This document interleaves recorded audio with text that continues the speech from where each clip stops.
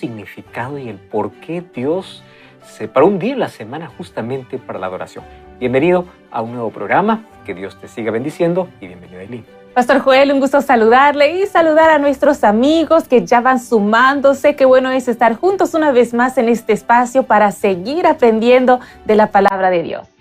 Tú sabes que se han descubierto hoy millares de documentos allí antiguos, y quien hizo este descubrimiento obviamente es la arqueología, donde muestran cómo eran los acuerdos legales que se hacían en el tiempo de Israel, en aquella época de los patriarcas y durante la existencia del pueblo de Israel. Y allí en los documentos se muestra el tipo de pacto o de alianza que existía entre un gobernante y sus vasallos, o aquellos que eran gobernados.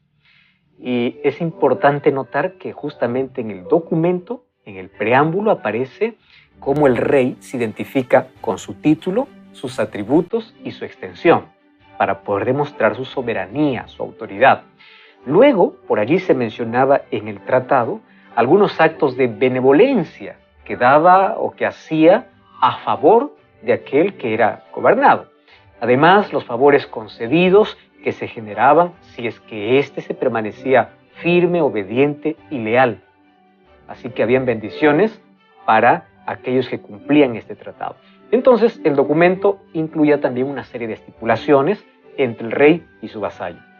Finalmente, ellos invocaban a los dioses, eso era su costumbre, para que pueda ser testigo de esa alianza. Y ellos creían que no podían romper ese pacto, porque si rompían, esos dioses los iban a castigar cruelmente. Así que la fidelidad obviamente traía bendiciones y la infidelidad, maldiciones y calamidades. ¿Por qué te estoy contando esto? Porque hay una relación estrecha, no voy a decir que es igual, pero muy parecida entre este tratado y el pacto que Dios hace con su pueblo, porque Dios hizo una alianza con el pueblo de Israel allí en el Sinaí.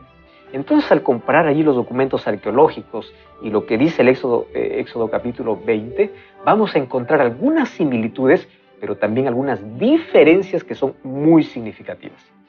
En nuestra lección de hoy vamos a ver cómo es que Dios hace ese pacto, por qué se parece al pacto común entre las personas, entre los gobernantes de esa época, y cuál es la relación que existe entre la ley y la gracia.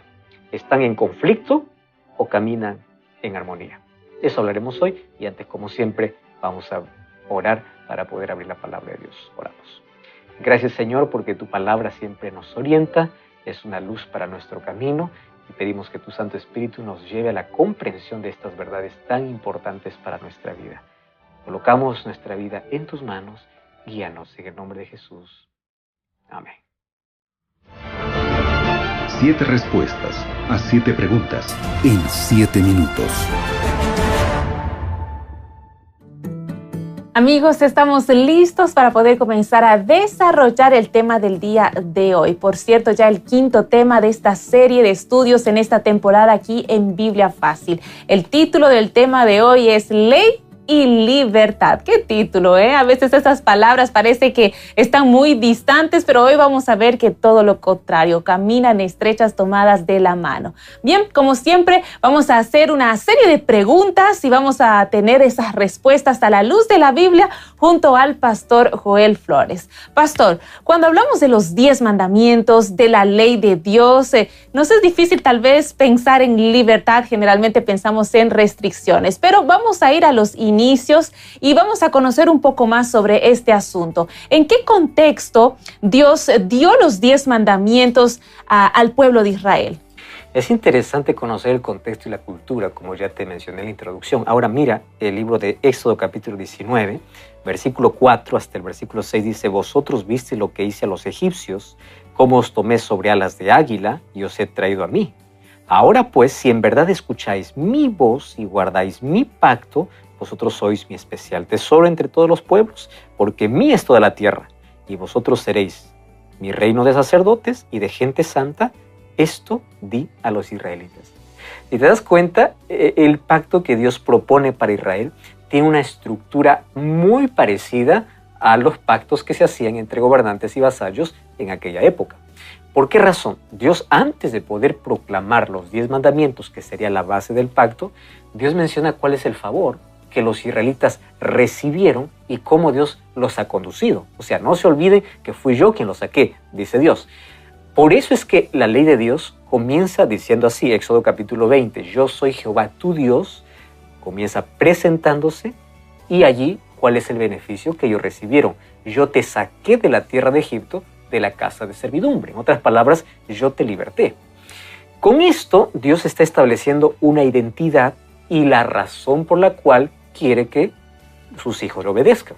Primero, porque Él es el Dios soberano, y número 2, porque Él los libertó de la esclavitud. Entonces, aquí vemos la intervención de Dios para poder sacarlos de la esclavitud, cumpliendo un pacto que Dios hace ¿con quién? Con Abraham, con Isaac y con Jacob.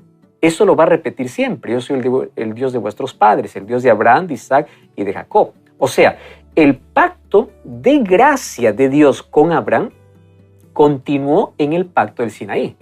Y es interesante que podamos entender. ¿Por qué razón? Porque no es que aquí es un pacto diferente. El pacto siempre fue el pacto de gracia, que fue confirmado allá en el Sinaí. Y aunque en el Nuevo Testamento se menciona de 2 pactos, tanto el Antiguo como el Nuevo Pacto, según Romanos 4:11, nosotros podemos afirmar que el Antiguo Pacto consistía en promesas y el Nuevo Pacto en la confirmación de esas promesas, porque no hay diferencia. La ley continúa, solo que en diferentes lugares. En el Antiguo Pacto, la ley está en tablas de piedra y en el Nuevo Pacto, según el libro de Hebreos, está en el corazón. Entonces, lo único que se renueva es la confirmación de las promesas en estos 2 pactos. Ahora, ¿por qué la Biblia menciona que es un pacto eterno? Esta expresión lo vas a encontrar varias veces. Génesis 17:6, allí va a aparecer la expresión alianza perpetua o pacto eterno. En Génesis 9:16, en Hebreos capítulo 13. Las expresiones pacto eterno quiere decir que Dios ya hizo un pacto con la humanidad incluso antes de que ésta fuese creada. ¿Y sabes cómo entendemos nosotros ese pacto y por qué entendemos el pacto eterno a la luz de la Biblia? El libro de 1 Pedro 1:18 al 20 dice que nosotros hemos sido redimidos por Dios no con oro ni con plata, sino con la sangre de Cristo, que como cordero sin mancha y sin contaminación fue destinado desde antes de la fundación del mundo. Y esto lo va a recalcar Hebreos, incluso en Hebreos 13:20, cuando dice que la sangre que se derramó en la cruz es la sangre del pacto eterno. Ahora, esto me da una visión diferente. ¿Por qué razón? Porque el pacto en sí consiste en la gracia de Dios. La renovación del pacto a través de toda la historia es la confirmación de sus promesas. Pero el pacto siempre se basó en ¿qué? En la gracia. Existe un solo pacto. Por eso es que la Biblia habla del pacto eterno. Y ese pacto va a ser confirmado en varios momentos de la historia. Uno de ellos, ¿dónde es? En el Sinaí. ¿Es un pacto diferente? No, es el mismo, con una renovación de promesas. Y finalmente, allí con la venida del Mesías, ese pacto se va a confirmar y ahí aparece el nuevo pacto, no anulando completamente el antiguo, sino renovando las promesas, porque ahora el Mesías, el Cordero de Dios, finalmente dio ya su vida y cumplió la parte del pacto, la primera parte del pacto. Cuando nosotros entendemos que el pacto se origina en la gracia de Dios y no en la obediencia, porque la obediencia va a ser la consecuencia, nuestra perspectiva en contra de la ley va a ser totalmente diferente.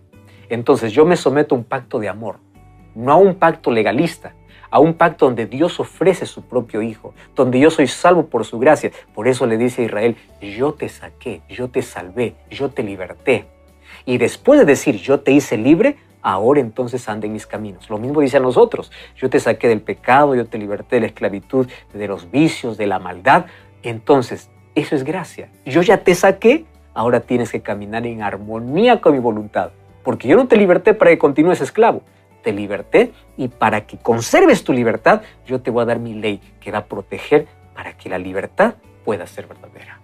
Pastor Joel, es muy interesante ver el contexto en el que los 10 mandamientos se fueron dados al pueblo de Israel. Ahora, queremos saber cuál fue la respuesta. Sí, la respuesta del pueblo de Israel al recibir la ley de Dios, los 10 mandamientos.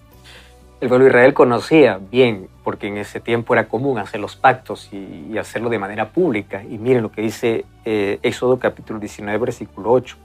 Y todo el pueblo respondió a una: haremos todo lo que el Señor ha dicho. Pero nosotros vemos que después de ellos comienzan a romper el pacto, y esa es la razón por la cual dice Dios: haré un nuevo pacto. No es que cambie el pacto de gracia, simplemente renueva sus promesas. ¿Cuál fue la respuesta del pueblo? Haremos todo. Claro, ¿por qué? Porque eso es solo bendiciones, hay solo beneficios si es que nosotros nos sometemos y somos fieles a lo que tú nos dices. Ellos entendieron perfectamente. Ahora, nosotros ya vimos que existe una semejanza entre el pacto que Dios hizo con Israel con los pactos o los tratados que se hacían en esa época. Pero me gustaría aquí resaltar algunas diferencias que son muy significativas, porque no podemos decir que son parecidos o iguales, o son iguales, sino tienen ciertas semejanzas. Ahora, ¿cuáles son las diferencias? Mira, los reyes de la antigüedad, cada vez que ellos hacían sus tratados, ellos se presentaban como los grandes benefactores, pero en la realidad no lo eran. Era solo un tipo de propaganda. ¿Por qué razón? Porque los reyes poderosos, ellos gobernaban por la fuerza. Y además, a quienes subyugaban, ellos les cobraban tributos que tenían que pagar. Entonces, los elogios que ellos recibían más era un tipo de propaganda política por los pueblos dominados que la realidad. Ahora, en el caso del pacto de Dios con Israel, no era propaganda, porque los antecedentes históricos eran diferentes. Las estipulaciones eran diferentes. Cuando Dios lo libertó al pueblo de Israel de Egipto, era real. No era una fantasía, una historia. Dios restauró su dignidad, su autoestima. Dios los libertó. Entonces, no era una propaganda. Cuando Dios dice: yo te saqué de la casa de servidumbre, no estaba allí colocando algo que no había hecho, como lo hacían en otros tratados los gobernantes, colocaban ciertos beneficios que ellos en realidad no hacían.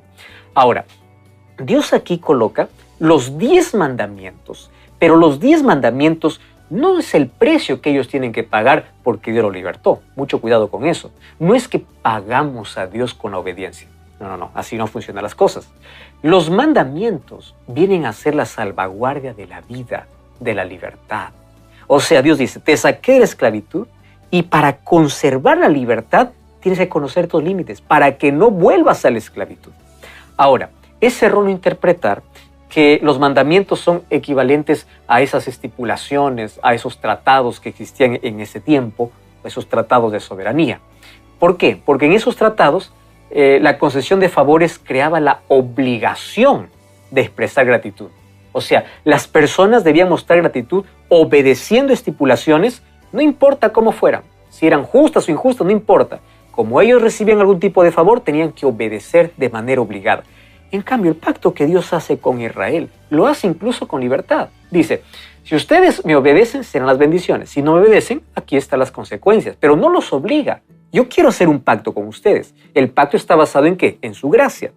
Muy bien, ese pacto consiste en que ustedes tienen que caminar en obediencia. Pero esos mandamientos se transforman ¿en qué? En bendiciones. Dios los liberta y Dios quiere bendecirlos. Quiere bendecir su relación con Él, su relación familiar. Si tú lees los principios de los 10 mandamientos, es de bendición para la familia, para el entorno, para la sociedad, para todo. Entonces, cuando das sus mandamientos, no son obligaciones injustas, son bendiciones. Los 10 mandamientos deben entenderse como un regalo de Dios. ¿Qué cosa es lo que Dios esperaba de ellos? Que ellos puedan ser ese reino de sacerdotes, esa nación santa. Ellos aceptarían las cosas que tenían que hacer con la misma disposición, con la misma confianza y obediencia que Abraham realizó cuando hizo el pacto con Dios. Y es por eso que el pueblo dice: sí, nosotros haremos todo lo que nos has dicho. Lamentablemente, en la realidad, ellos quebrantaron muchas veces el pacto, mas Dios continuó siendo fiel a pesar de la desobediencia humana. Pastor, usted acaba de mencionar a Abraham, el llamado padre de la fe, como se lo conoce en la Biblia. Ahora, tomando precisamente este punto y la figura de Abraham, ¿será que al entregar la ley, los 10 mandamientos al pueblo de Israel, allí en el Sinaí, en el monte Sinaí, como nos narra la Biblia, ¿será que Dios les les estaba enseñando, mostrando un medio diferente de salvación, diferente al que él le había mostrado a Abraham, ¿o era lo mismo? Eso vamos a ver, Éxodo capítulo 6, versículo 2. Y Dios agregó: yo soy el Señor, que aparecía a Abraham, Isaac y a Jacob bajo el nombre de Dios Todopoderoso. Pero en mi nombre el Señor no me notifiqué a ellos. También establecí con ellos mi pacto de dar la tierra de Canaán, la tierra donde fueron extranjeros y peregrinos. Por eso he oído el gemido de los israelitas, a quienes vienen siendo esclavizados por los egipcios, y yo aquí me acordé de mi pacto. No es que Dios se había olvidado, es apenas una expresión de decir: voy a cumplir la promesa que hice con Abraham, Isaac y Jacob. Bueno, el pacto que Dios hizo con Moisés y el pueblo de Israel no es un pacto diferente. Es apenas la continuación del pacto que Dios ya hizo con Abraham. Mira, existe solamente un pacto que va siendo desarrollado y cada vez aparecen nuevas promesas y en esas promesas se revela el plan de salvación. Entonces, el pacto en el Sinaí no fue una innovación, sino fue apenas una confirmación de un pacto que ya existía. ¿Recuerdas el pacto que Dios hizo con Abraham? En ti serán benditas todas las naciones si tú obedeces a mi voz, si tú obedeces mis preceptos. Y le promete, y Abraham cumplió ese pacto con Dios. Él estableció ese pacto a través de la fe. Abraham creyó en las promesas de Dios. Entonces, el pacto del Sinaí es la continuación del pacto de gracia que Dios hizo con Abraham. Y Pablo deja en claro incluso que la ley de Moisés no podía invalidar o anular o abrogar o quitar la promesa y el pacto que Dios había hecho con Abraham. Eso está en Gálatas capítulo 3, versículo 17. Porque cuando Abraham creyó en la promesa divina, que tendría un hijo a pesar de todas las imposibilidades, y que a través de su descendencia, ¿quién vendría? Vendría el Mesías. Y a través del Mesías serían en él benditas todas las familias de la tierra. Es allí donde Abraham se convierte en el modelo cristiano de fe para todas las épocas, porque cree en Dios y que de él vendrá un descendiente para poder salvar a la humanidad. Y es por eso que Abraham no fue justificado por las obras de la ley, sino por la fe en el Mesías prometido. En eso se basa la justificación por la fe. Entonces, Pablo presenta incluso la fe de Abraham como el modelo que todo cristiano necesita desarrollar para poder alcanzar la salvación.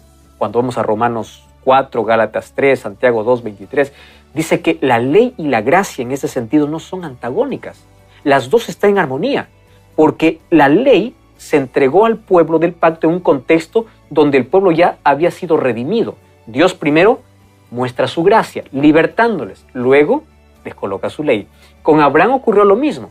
Primero muestra su gracia, dándole toda la bendición, pero a cambio, como evidencia de la fe de Abraham, ¿cómo tendría que ser su respuesta? En obediencia, en fe, en entrega total. Entonces, nosotros encontramos que no existen pactos diferentes, ni leyes diferentes. Existe un pacto eterno basado en la gracia de Dios, y el pacto que Dios hizo con Abraham va a ser renovado en el sentido de nuevas promesas cada vez a través de toda la historia, donde finalmente somos todos bendecidos con la promesa extraordinaria de la venida de Jesucristo y por él todos encontramos salvación. Pastor, este tema está realmente interesante y vamos viendo precisamente el contexto, entendiendo un poco más sobre la ley de Dios, cómo fue otorgada al pueblo de Israel. Y cuando hablamos en sí del pueblo de Israel, podemos ver que el pueblo tuvo sus altos, sus bajos. Es más, haciendo un recuento un poco de su historia, recordamos que el pueblo de Israel terminó en esclavitud mientras estaba en Egipto y Dios les dio la liberación y los libertó de una forma extraordinaria, sobrenatural, pero fue difícil ese proceso de liberación. El faraón no quería dejar al pueblo de Israel salir del territorio egipcio. Y en ese proceso que fue tan pero tan difícil, pastor, ¿qué fue lo que protegió al pueblo de Israel? Éxodo capítulo 12, versículo 13, dice así: la sangre será la señal de las casas donde estéis. Al ver la sangre, pasaré de largo y no habrá entre vosotros mortandad cuando yo hiera la tierra de Egipto. Presta atención porque entender esto yo voy a colocar como el centro de toda esta lección, incluso del pacto eterno. Mira, ven. Dios demostró su paciencia y su amor para con todos los egipcios, incluso dándole 10 oportunidades y mostrándole su poder a través de 10 plagas. Cada plaga era destruir la idolatría, porque ellos eran muy idólatras y Dios destruyó todos sus dioses para decir: yo soy Dios soberano.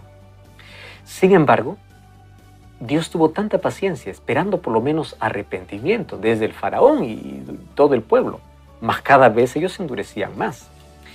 Ahora, ¿cómo termina? Las plagas, en lugar de despertar arrepentimiento, pues despertaron oposición, dureza, hasta que finalmente Dios, en la última plaga, determina traer una mortandad sobre todo Egipto.